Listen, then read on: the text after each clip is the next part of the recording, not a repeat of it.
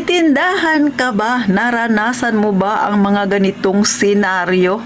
O yung hindi mo pinagbigyan, ikaw na ang pinakamasamang tinderang nakilala niya sa tanang buhay niya. Ano ba ito? Aba, kung gusto mong malaman, mag-subscribe ka na kay Ate Tintin. At kapag ikaw naman ay may tindahan at relate ka sa mga ganitong klase ng customer, aba, mag-iwan ka ng bakas. I-like mo ang video ni Ate Tintin.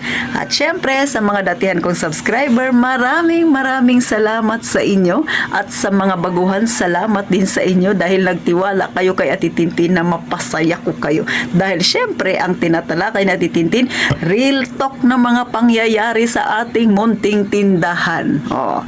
At syempre, ang pakiusap ni Ate Tintin, huwag nyo naman akong iiwan, huwag kayong mag-unsubscribe sa akin, please. Kung hindi kayo busy, pakishare na rin mga kasari. At higit sa lahat, tayo nang chismisan sa mga kasari, sa mga may tindahan dyan, lalo na sa mga matatagal na maabot na ng 5 taon pataas. Alam kong naranasan ng iba dyan, lalo na kung kayo ay may mga environment na ganito. O ano ba yan? Yung halos magkakadikit-dikit yung mga magkakapitbahay dyan. Yung pagitan ninyo ay dingding lang, o diba? Ikaw na may tindahan, pagod na pagod ka sa buong maghapon, o hanggang gabi. Tapos kung kailan ka na, sarado. Saka may kapitbahay na kakatok-katok sa iyong tindahan. Halos makiusap na pagbilhan mo siya. Akala mo naman, syempre emergency, abay nung pinagbuksan mo, uutang lang pala sa'yo ng alak. Naranasan mo na ba yan, sisi? Ano ang sinagot mo? Ano ang ginawa mo? I-comment mo dyan sa baba.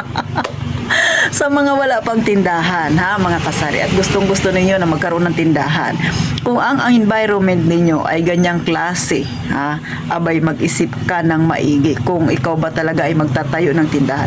Baka imbis na ikaw ay maging masaya, ikaw ay ma-stress kapag nagkaroon ka ng ganyang klaseng customer. Yung gabing-gabi na, kung kailan yung gabing-gabi na, saka mangungutang sa'yo.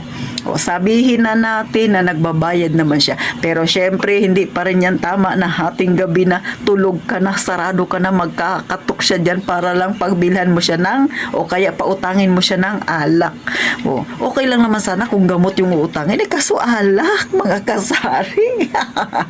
Tapos, pag hindi mo siya pinautang, ha? Sabihin mo, ay, ubos na. O, diba? Aba, maghahanap pa ng ibang brand yan. Sabihin, ay, sige, ito na lang, ganyan. Namimilit siya. Pag hindi mo siya pinagbigyan, aba, ayun na, nagsisisigaw na sa labas ng bahay ninyo. Ang ending, nagkaroon ka na ng kaaway. Naranasan mo na ba yan, sisi? So, minsan sa totoo lang itong pagtitindahan, no, nakakabigay rin talaga ng stress. Kaya, sa mga matatagal na nagtitindahan, talagang saludong-saludo ako. Bakit? Sa dami ba naman ng naranasan natin ng mga experience na hindi kagandahan?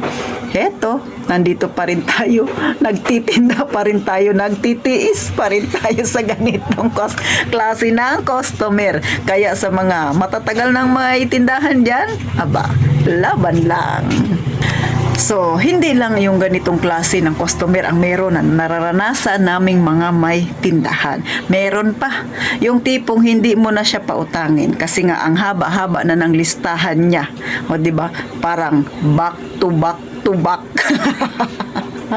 Oh, di ba mga kasari? Kaya naisip mo na huwag na siyang pautangin kasi nga ang haba-haba na ng listahan.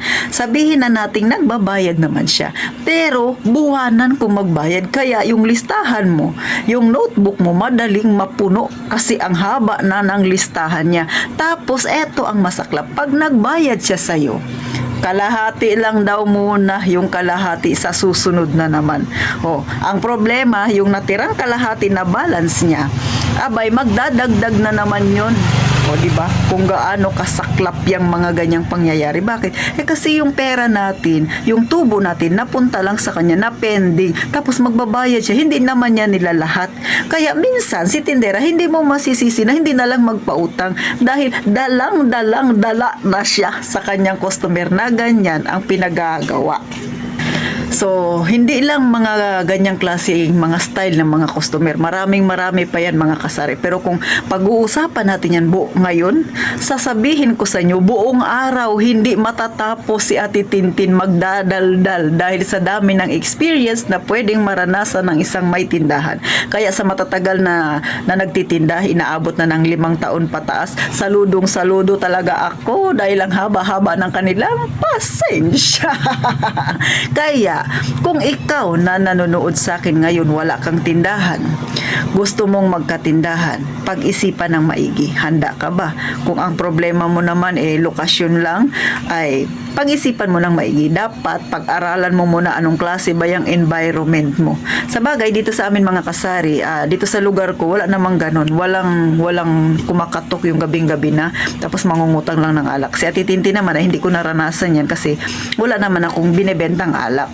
Pero sa mga kaibigan ko na mga may tindahan na nagbebenta sila ng alak, kapag nagpapang-abot kami, todo kwento kung anong klaseng customer ang meron sila na naranasan nila sa kanilang pagtitinda. O mga kasari.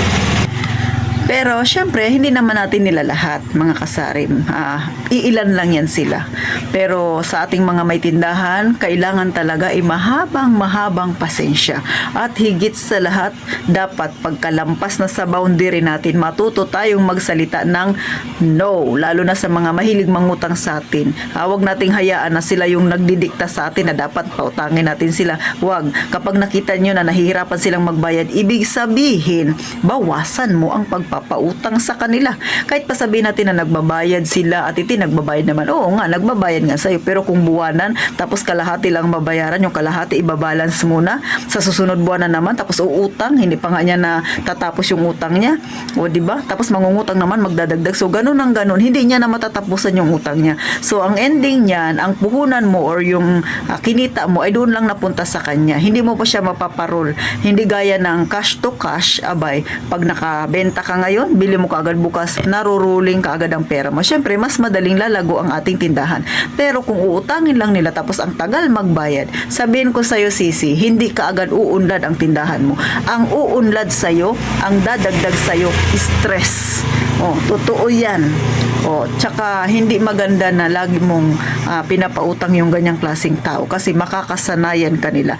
Kaya, ang mangyayari niyan, pag nasanayan kanila ng ganyan, ikaw na ang nag-a-adjust, hindi na sila. Dapat, ikaw tindera, ikaw ang masunod. Negosyo mo, syempre, pagka ikaw ang may negosyo, yung iyong desisyon dapat ang nasusunod at hindi sila. Kaya mga kasari, sa mga wala pang tindahan, ganitong klase talaga yung nararanasan ng mga karamihan sa ating mga may tindahan, lalo na kung yung environment nila ay gaya ng mga sinasabi ko. Pero si Ate Tintin, kahit paano naman ay hindi ko siya naranasan. Okay lang nakatukin ako ng hating gabi kung ang bibilin sa akin ay gamot. Pero kung hindi naman emergency, ay hindi ko papayagan na gaganyan-ganyanin ako ng customer ko. Sila na ang masusunod? Pero syempre, nasa sa inyo naman yan kung paano ninyo hawakan ang inyong negosyo at kung paano tayo, syempre, makisalamuha sa ating mga customer. Mainam din naman na meron tayong magandang relasyon sa ating customer kasi syempre, sila yung bumubuhay sa ating tindahan. Pero, tandaan, dapat laging may pagitan. Dapat meron kang boundary kung hanggang saan lang sila at ikaw mismo na may-ari para hindi ka naaabuso. So, hanggang dito na lang. Sana nakakuha kayo ng kaunting idea kay Ate Tintin. Nakakuha kayo ng aral, mga kasari. At gaya nga ng palaging sinasabi ni Ate Tintin, mag-iingat tayong palagi, mga kasari.